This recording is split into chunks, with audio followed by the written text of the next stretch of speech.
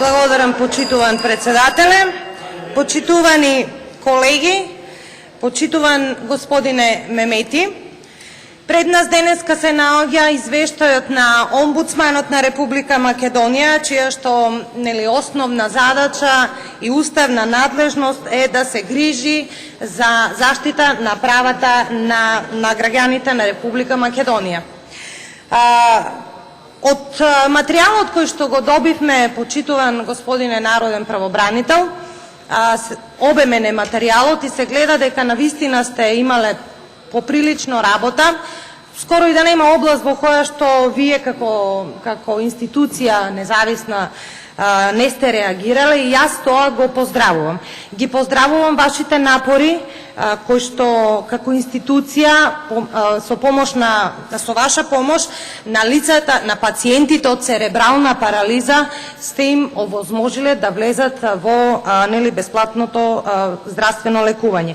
И останатите делови во извештајот во кој што имате напор за помош на поголема група или на помала група на граѓани, навистина како пратеник ги поздравувам и како пратеник ги охрабрувам институциите кои што не ви дале одговор истото да го сторат, затоа што јас како раководител, кога сум била раководител на институција, прво и пред се ми биле приоритет жалбите и представките кои што доваѓале од вашата институција. Меѓутоа, не можам да не реагирам, почитуван господине омбудсман, поготово по неколку области во вашиот извештај. Рековте дека е добра можност за контрола на пратениците извештајот и се согласувам со тоа. Но не може врз една генерална слика ние да дадеме одредени насоки. Прво, морам да реагирам на насловите, на поднасловите во самиот извештај, затоа што некако ми делуваат прејако, пребомбастично, како за некои работни наслови, сценарија за некаков филм. Првата моја реакција, почитуван господине Мемети, е за мигрантската криза. Мислам дека имате погрешна и нецелосно утврдена фактичка состојба. Затоа што цела Европа падна на испитот околу мигрантската криза. Сега ние и јавноста не знае кого да слуша. Дали да го чита извештајот, вашиот извештај, па и ние како пратеници, или да ги слушаме Центарот за управување со кризи, господјата Салиу, која што постојано не известуваше од терен дека добро се одвива превземањето од Идомени. Конкретно, ако правиме споредба помеѓу Идомени и Македонија, во Идомени целата грижа за мигрантите, ако правиме споредба помеѓу европска земја и Република Македонија, Грција е европска земја. Мигрантите доаѓаа од европска земја во нашата држава. Во Грција, во Идомени, за мигрантите се грижа само Црвен крст, Доктори без граници и некои невладини организации. Јас малку истражував, дури и невладините организации во Грција признаваат дека Република Македонија подобро се грижи за мигрантите отколку нивната држава. И тука апсолутно не се согласувам со вашето тврдење дека ние сме како држава биле неподготвени за мигрантската криза. Кога самата Европа се стресе, значи падна на испитот во врска со мигрантската криза. Спомна и нашите колеги, почитуван господине Мемети. Значи и Фронтекс, и сите европски политичари кои што доаѓа, и се уште доаѓа, мигрантската криза не е завршена, за жал. Велат дека Македонија, ова мало парче земја, согласно ресурсите што ги има, а од Европа имаме 0 денари, се справува максимално добро. И тука не можам да се сложам со вашите наводи, почитуван народен правобранител. Ја спомнавте презумцијата на невиност, која што е неприкосновено право, да, но Каде е презумцијата на невиност на прислушкуваните лица во така наречените бомби кои што ги објави опозицијата? Каде е? Не ја гледаме. Мене ме интересира вашиот став, иако го нема во извештајот, навистина би сакала да ми објасните. Кој е вашиот став? Каде е презумцијата на невиност? Каде е правото на приватност на сите прислушкувани лица, па на крајот на криштата и на сите тие илјадници граѓани кои што се прислушкувани, вклучувајќи не и нас тука присутните, па и вас?